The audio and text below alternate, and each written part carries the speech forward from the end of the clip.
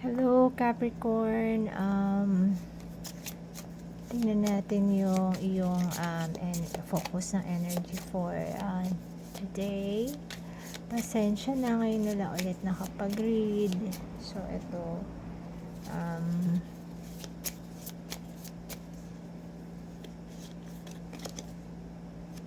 self-reliance.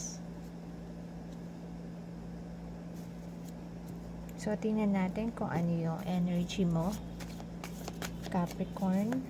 Energy ni Capricorn po. Knight of Swords. So, maraming mga mangyayari. Five of Swords. Six of Wands. Five of Swords, Six of Wands. Pero mukhang maganda naman yung ending. Nine of Wands. Ace of Pentacles. Queen of Swords. Parang medyo pareho ni Pisces, ha. Bali Capricorn, sa energy mo, may mga tao sa'yo na nakarely sa'yo. Ina-idolize ka sa pagiging self-reliant mo. Kaya sila'y nakadepende sa'yo, nakikinig sila sa'yo. And successful ka sa bagay na yun. Maaaring yung iba parang mga team leader sa mga company, sa mga pinapasukan. And believe na believe sila sa the way you communicate. So talagang well respected ka. Meron lang bagong offer sa'yo. Eto, may bagong ino-offer sa'yo. Maaaring pwedeng tao to, pwedeng friendship, pwedeng work, bagong project, pwede rin. Pero ang dami-dami niyang demands. Maraming dinidemand sa'yo.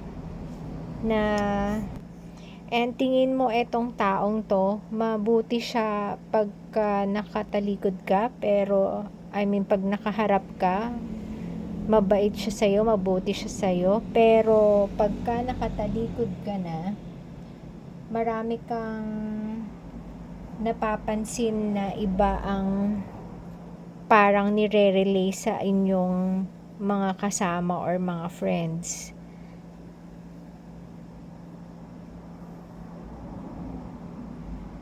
At dahil dyan, medyo defensive ka, medyo hindi ka nagbibigay ng trust dito sa taong to na nag-o-offer.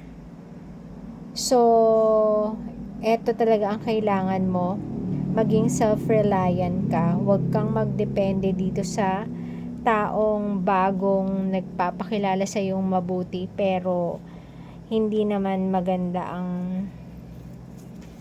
sinasabi behind your back. So, clarify natin etong situation mo, Capricorn. Knight of Swords, Five of Pentacles. Yan. Five of Swords, Nine of Pentacles. Puro Pentacles, ah. Queen of Swords. Six of Cups. Tower. Okay.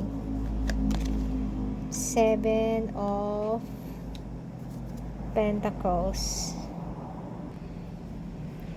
So, maaaring sa work talaga to, or pwede rin sa relationship na bago. Eto, maaaring kayang-kaya kanyang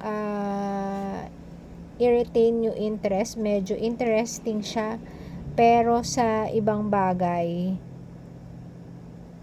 parang nakukulangan ka. Merong something na hindi totoo dun sa sinasabi niyang, halimbawa, palagay ko pag sinasabi niya na parang one call away siya, ganun, hindi naman totoo. Ayun. So, may mga napapansin kang ganyan. So, eto, Five of Swords. Five of Swords. Nine of Pentacles. So, sa nararamdaman mo na may kakaiba, parang dinidiscourage niya yung pagiging self-reliant mo. Parang sinisiraan yung confidence level mo na parang gusto niya na dumepende ka sa kanya dahil napaka-independent mong person, kahit babae ka or lalaki. Napaka-independent mong person. And see, Queen of Swords na naman, alam niyang kayang-kaya mo kasi, kayang-kaya mong ipagtanggol yung sarili mo sa lahat ng obstacles na ma-encounter mo, lahat ng ma-encounter mo sa buhay o sa trabaho, kayang-kaya mo kasi eh. So, dun ka niya parang tina-target. So, ayan. Napaka-defensive mo and tingin niya napaka-submissive mo na kahit na may gawin sa'yo, parang ikaw pa rin ang magsusorry kasi ganun kakabait na tao. Yun ang tingin niya sa'yo. So, parang ang tendency nun is tumataas lalo yung ego niya. So, yun ang hindi mo nagugustuhan sa kanya.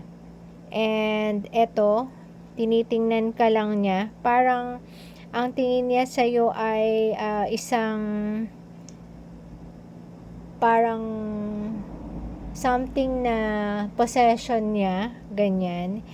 Hindi, kung ito in-offer niya ay relationship, hindi mo nakikita ang meron siyang emotion na pinapakita sa'yo na may care, hindi eh. Ang pakiramdam mo is para kang possession niya, para ka lang niyang asset. Yun lang ang pakiramdam mo sa kanya, na pagka may kailangan siya, nandyan siya. Yes, financially, oo, parang ganun ang nandito. Financially, andyan siya, pero emotionally, wala kang maramdaman. So, nag-iisip ka ngayon na i-turn down na ito. Nasa point of currently, at this moment, nasa point ka na gusto mo na tong mabago. Gusto mo nang tapusin. So, tingnan natin kung ano ang final message sa'yo, Capricorn, for this energy. Knight of Wands. See? Death.